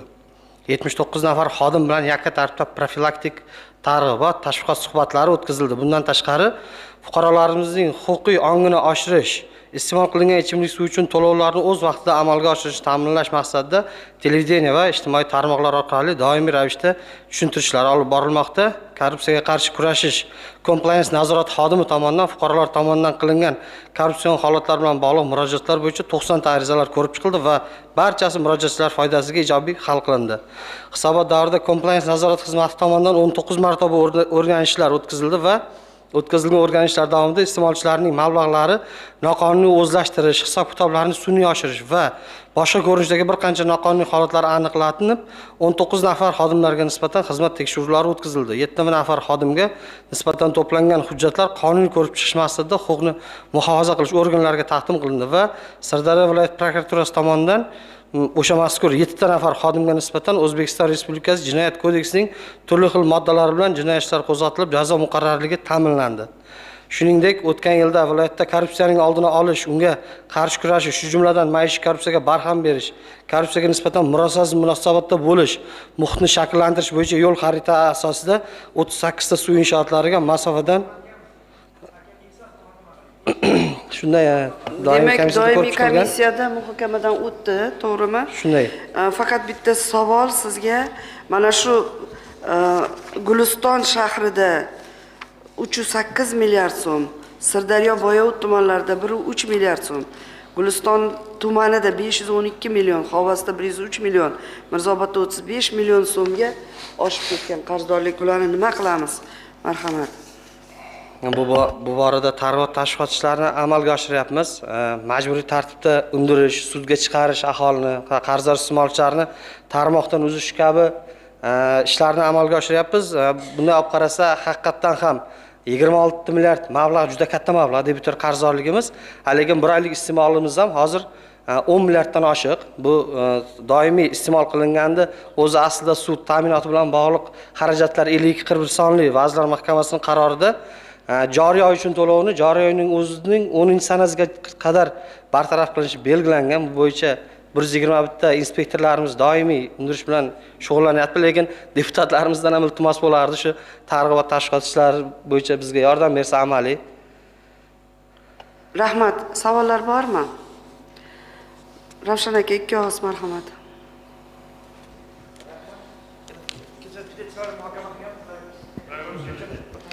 Xulosa bilan tanishtirmoqchimisiz? Savolim shunday, 23-bahor saylov okrugidan Mahmudovman.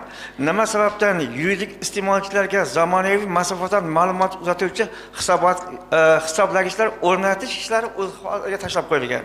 Xususan men Sirdaryo tumanidan deputat saylanganman. Masalan, Sirdaryo tumanidan 25 ta yuridik iste'molchilarga zamonaviy masofadan ma'lumot uzatuvchi hisoblagichlar o'rnatilmaganligi sababli 300 million qarzdorlik mavjud. Sabablari nimada? Nima uchun shunaqa o'rnatilsa, uni xalq uchun, sizlar uchun hozirga yetkazib milliard qarzlar bo'lmagan bo'lardi deb demoqchiman-da. Rahmat, e'tibor uchun oldim. Bu savolingiz uchun rahmat. Bu bo'yicha tushuntirishlarni olib boraman. Bu suv hisoblash uskunalari o'zlaringiz tasdiqlab bergan tarifda iste'molchilarga qo'yiladigan suv hisoblash uskunalari tarif xarajatingiz ichida o'tirmaydi. Shuning uchun suv ta'minot korxonasi tomonidan yuridik iste'molchilarga suv hisoblash uskunalari o'rnatilmaydi. U xarajatning ichida ham yo'q. Shuning uchun 2022-yil 10-mayda 257-sonli qaror asosida 24-yil 1-yanvardan boshlab 2 va 3-guruh iste'molchilariga masofadan turib suvni ishlatilganini me'yorini bildiruvchi suv hisoblash uskunasini qo'yish majburiy hisoblangan. Shularni inobatga olib, suvdan oqilona foydalanishni nazorat qilish inspeksiyasi tomonidan xulosa asosida qayta hisob-kitob qilingan. Biz jarima qo'llamaymiz. Qayta hisob-kitob orqali qo'shimcha boya natijali qilinadi, qayta hisoblanadi.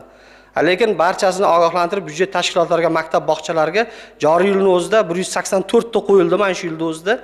Sekin-sekin qolgan maktab bog'chalarini ham o'zgartiryapmiz, mahalliy byudjetdan pul ajratish orqali. Rahmat. Marhamat, rahmat sizga. Bu yuzasidan Kengash huzuridagi korrupsiyaga qarshi kurashish va xavfsizlik masalalari bo'yicha doimiy komissiya xulosasi bor. So'z Abdullayeva Dilshunos Ahmanaga beriladi, komissiya raisiga. Marhamat. Assalomu alaykum, hurmatli Pokiza Shavkatovna, hurmatli sessiya ishtirokchilari. O'zbekiston Respublikasi Prezidentining 2025-yil 21-apreldagi korrupsiyaga qarshi kurash tizimini yanada takomillashtirish bo'yicha belgilangan ustuvor vazifalar ijrosini samarali tashkil etishga doir chora-tadbirlar to'g'risidagi PF 71-sonli farmon ijrosi yuzasidan Sirdaryo suv ta'minot aksiyadorlik jamiyati tomonidan amalga oshirilgan ishlar doimiy komissiya hamda ekspert guruh a'zolari hamkorligida o'rganildi. Sessiyada qayd etib o'tilgandek, debitor qarzdorlikni oshishiga ayrim suv ta'minoti korxonasi xodimlarining o'z vazifasi sovuqqonlik bilan qarab, iste'molchilar tomonidan to'langan mablag'larni o'z shaxsiy manfaati uchun ishlatib yuborganlik holatlari ham uchramoqda.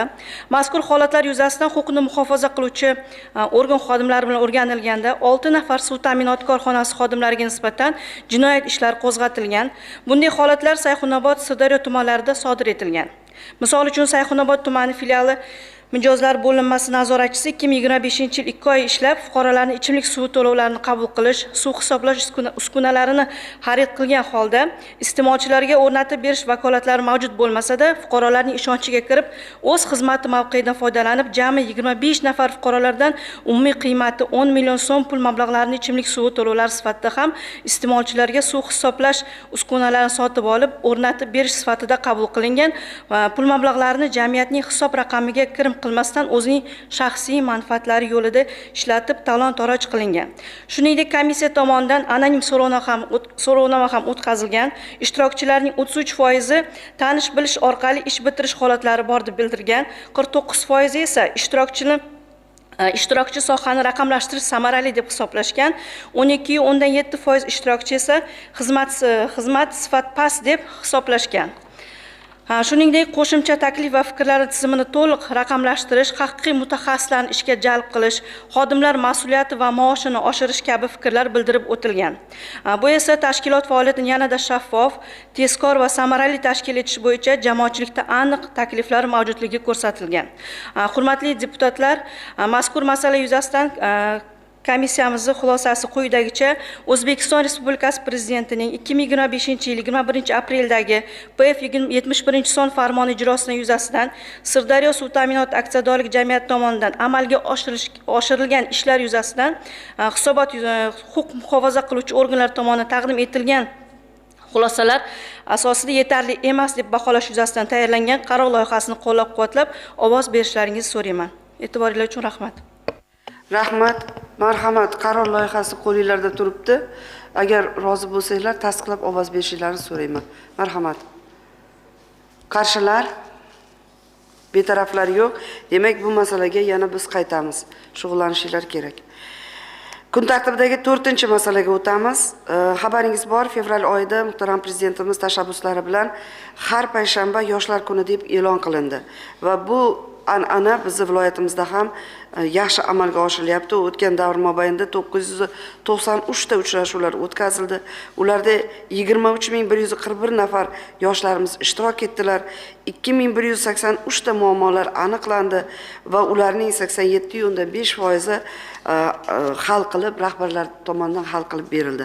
Va bu borada Sirdaryo viloyati yoshlar muloqot portali platformasi ham ishga tushirildi. Va mana shu sessiyaga tayyorgarlik jarayonida yoshlar maslahat guruhi a'zolari joylarga chiqib vaziyatni puxta o'rganib, hisobot matnini sizlarga taqdim etdilar. Sizlar tanishgansizlar. Marhamat, men yoshlar ishlari agentligining viloyat boshqarmasi boshlig'i, mana yangi rahbar Akram Bobirjon Abror o'g'lini taklif qilaman. Agar savollaringiz bo'lsa, yigitimizga avvalo tabriklayman, ishlaringizga muvaffaqiyatlar tilayman. Marhamat, savollar bo'lsa, bu borada ma'lumotlar bor qo'lingizda. Assalomu alaykum Pokiza Shavkatovna, assalomu alaykum hurmatli deputatlar, sessiya ishtirokchilari. Pokiza Shavkatovna, yuqorida o'zingiz to'g'ri aytdingiz, hurmatli prezidentimiz tomonidan 26-fevral yoshlar bilan uchrashuvda har payshanba yoshlar bilan uchrashish tashkilot rahbarlariga qat'iy belgilandi va bu bo'yicha Ekinjon Qo'tash boshliqlari tashabbuslari bilan biz Sirdaryo yoshlarining muloqot portali degan yangi tizim ishlab chiqdik va bu amaliyotda hozir o'zini oqlamoqda va yaqinda ham respublika ishchi guruhi seminar o'tkazganda ushbu tizim respublikaga joriy etilish bo'yicha alohida topshiriq ketdi. Bu ham o'ylayman bizning viloyatimizda alohida yutuq. Biz uchun yaxshi bo'pti bu masala, yaxshi. Marhamat, Norbop aka, taklifingizni eshitamiz. Mikrofon beringlar iltimos. Shaxsan ishtirok etganman, endi shu payshanba kunlari. Men bitta narsadan taklif bermoqchiman sizga. Taklifim shundayda edi. Men shunday tashkilot rahbarimanki, moliyaviy bog'liq narsani yecha olmayman. Chunki tashkilotim shunaqa. Shuning uchun men sizdan bitta narsani so'ramoqchiman. Biz 9-chi, 10-chi, 11-sinflar kollej o'quvchilari hamda institut bo'lsa, mana hududimda o'shalar bilan uchrashamiz. Shuning uchun sizdan bitta iltimos bor, iloji bo'lsa yo'naltiradigan bir mana shunaqa bir mavzuli kelasi safar bo'ladigan mana uchrashuvlarimizga qator bir mavzularni nima qilib bersangiz. Men asosan ota-ona, ustoz, o'qish, kasb hunar kabi narsalarni o'qidim-da. Endi mabodo ular ichida menga shunday yoshlar bo'lishi mumkin, haligi voyaga yetib, yoshi 18 dan katta bo'lsa, bir narsaga yordam berish kerak u desa, biz bu masalani ko'tarishimizga to'g'ri keladi. To'g'ri. To'g'rimi? Shuning uchun sizdan iltimos, o'sha mavzularni bir kelishib, psixologlarni boshqalar bilan qilsangiz u yaxshi bo'ladi. Rahmat sizga. Taklif bu. Taklifingiz uchun rahmat. Albatta inobatga olib, bu bo'yicha ishlaymiz. Yana savollar, fikrlar bormi, hurmatli deputatlar? Ko'rilgani. Marhamat bo'lmasa, rahmat sizga. Bobirjon, o'tirishingiz mumkin. Mazkur masala yuzasidan kengash huzuridagi yoshlar siyosati, madaniyat va sport masalalari bo'yicha doimiy komissiya tomonidan xulosa berilgan. So'z komissiya a'zosi Komilov Jamol Mustafaqulovichga. Marhamat.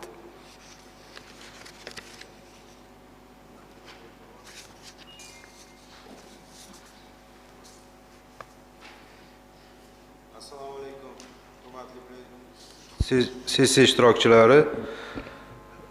Yoshlar muammolarini o'rganish, ularni hal etishga ko'maklashish, yosh avlodning iste'dodi va qobiliyatini rivojlantirish uchun qo'shimcha shart-sharoitlar yaratish bo'yicha Yoshlar agentligini boshqarma boshlig'i Bobur Akramovning hisoboti eshitilib, xulosalar tayyorlandi. Xulosalardan shuni aytishimiz mumkinki, qo'shimcha ravishda biz maslahat guruhi a'zolari bilan ham hamkorlikda o'rganish o'tkazdik.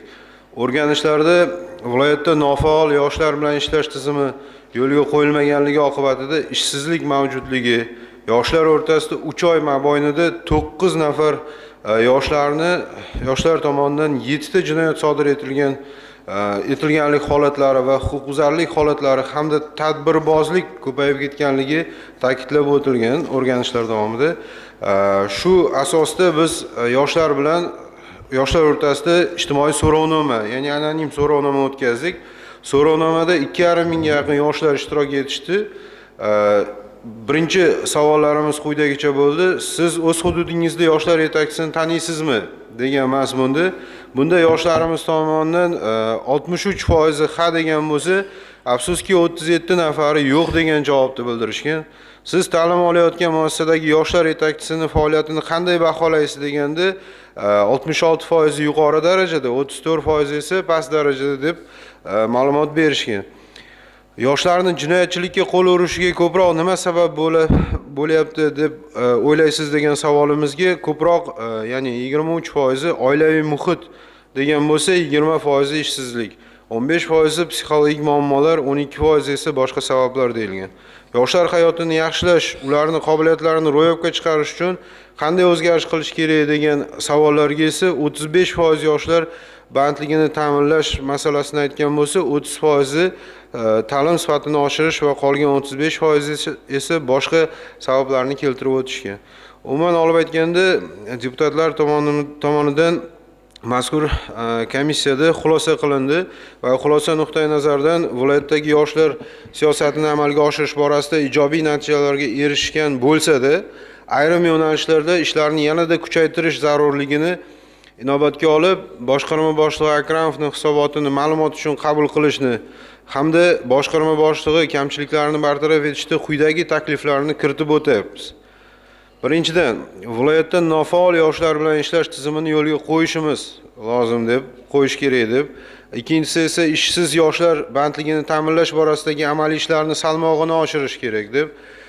Uchinchidan esa bu eng avvalo yoshlarga ajratilayotgan, aynan shu ikkinchi masalaning ichida eng avvalo yoshlarga ajratilayotgan yer maydonlarini unumdor va oqova suv ta'minoti mavjud konturlardan yer ajratish yuzasidan tuman hokimliklariga aniq takliflar berib borish masalasini qo'yishlarini aytilgan va uchinchi taklifimiz bu yoshlar daftariga kiritilgan yoshlarni daftardan chiqarishlarini yanada jadallashtirish lozim deb bilganmiz. Yuqoridagi takliflarni inobatga olgan holda Yoshlar ishlari agentligining viloyat boshqarmasi boshlig'i Boburjon Akramovning hisobotini yetarli darajada deb topish yuzasidan taklif etaman va qaror loyihasini qo'llab-quvvatlagan holatda ovoz berishingizni so'rayman. Rahmat. Rahmat sizga ham, o'tirishingiz mumkin. Hurmatli sessiya ishtirokchilari, deputatlarimiz, qaror loyihasi qo'lingizda turibdi. Agar rozi bo'lsanglar, tasdiqlab ovoz berishingizni so'rayman. Rozilar? Qarshilar? Yo'q, betaraflar yo'q. Rahmat, qaror tasdiqlandi. Hurmatli deputatlar, kun tartibiga kiritilgan 5-masala viloyat mahalliy byudjetining 2026-yil orttirilgan mablag'lari hisobidan mablag' ajratish to'g'risida viloyat iqtisodiyot va moliya bosh boshqarmasi bo'lim boshlig'i Rizayev Sanjar Akramichga so'z beriladi. Marhamat, so'z sizga.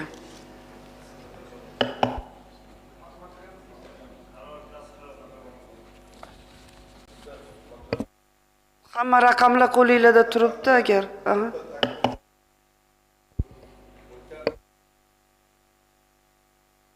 O'tgan sessiyalarda ko'p mablag' ajratyapmiz, lekin shu bo'yicha hisobot umuman yo'q bizda hozir.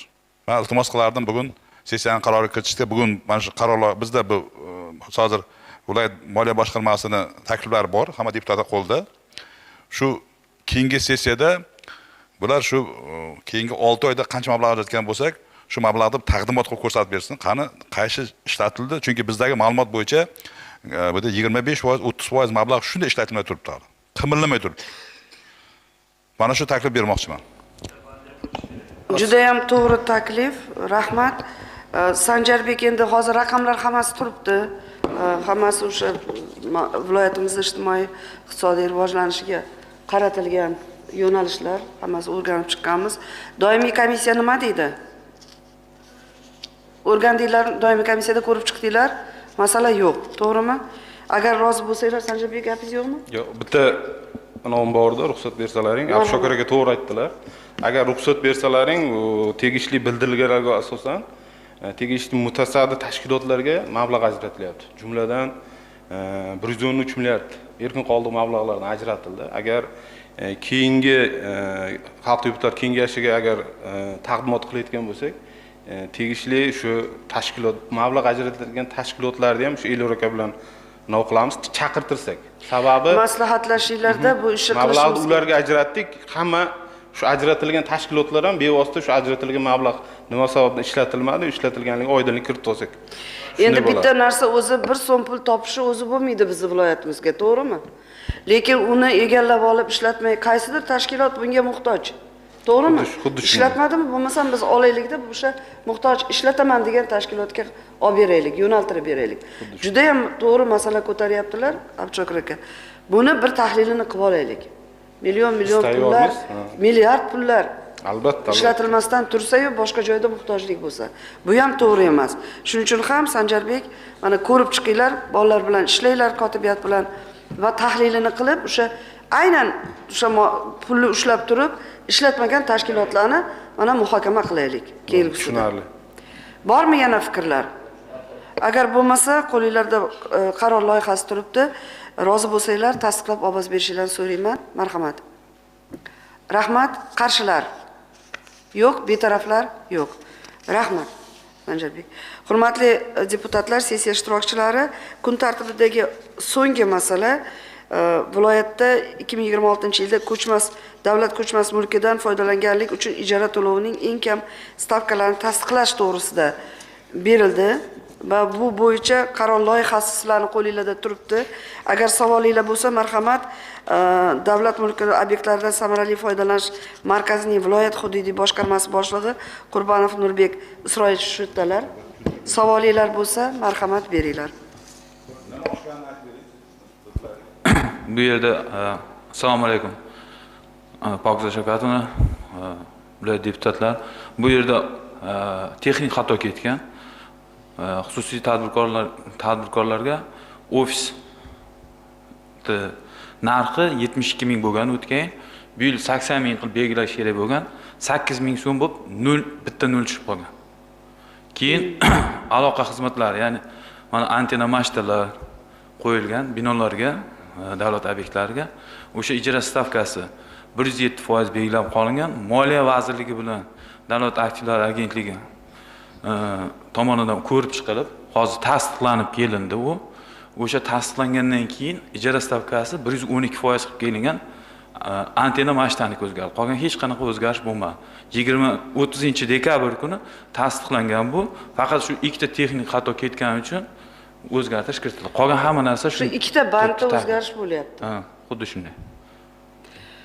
Nima deysizlar, hurmatli deputatlar? Marhamat, G'olibjon. Assalomu alaykum, hurmatli Pokiza Shavkatovna, hurmatli deputatlar. Hozir men savolim bitta edi. Mana davlat aktivlarini boshqarish huzuridagi o'sha davlat mulkini ijaraga berish agentligi sizning asosiy vazifa bu yerda ko'rsatilgan davlat mulkini ijaraga berish jarayonlarini tashkil etish bo'yicha. Chunki sizga men xat chiqarganman oldin. Mana prezidentimiz 278-sonli qarori bo'yicha xabaringiz bor, Mirzobod tumanida muhandislik maktabi tashkil qilyapti. Unda ikkita tashkilot ijarada turibdi hozir. U tashkilot bilan ijarani faqatgina siz bekor qila olasiz-da. Sizga xat chiqarilgan, lekin ijobiy javob olmayapmiz. Chunki 1-iyungacha ular bilan shartnoma tugatilishi kerak. Hozir qabul jarayonlari ketyapti u maktabga. Rekonstruksiya qilish bo'yicha viloyat hokimimiz loyihani tasdiqlagan. U yerda yangi o'quv yilidan o'quv jarayoni boshlanishi kerak. Shunday holatda agar ijara shartnomasi tugatilmasa ular bilan ertaga 3 ta tashkilot bitta joyda bo'lib qoladi, umuman iloji bo'lmay qoladi-da buni. Shu masalada nima ishlar qilinyapti, shuni bir taklifni bersangiz. Hozir o'rinli savolni qo'ydingiz. Bugun ertalab bizdan ham bu bo'yicha so'rov bo'ldi. Hozir biz siz aytayotgan bo'yicha o'zim mart oyidan ishlab faoliyatimni boshlaganman.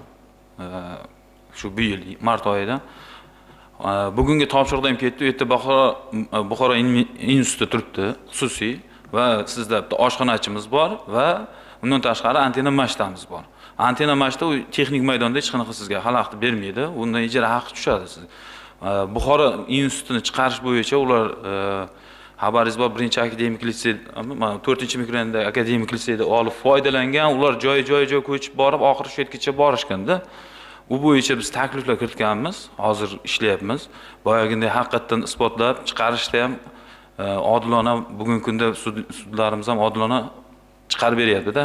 Tadbirkorga 3 yilgacha shartnoma tuzilganmi, 3 yilgacha turishga haqqi bor degan narsa bilan bizni ham bekor qilib tashyapti, balansa saqlovchinikida ham bekor bo'lyapti-da. Shunday vaziyatlar bo'lib qolyapti, yutqazayotganmiz.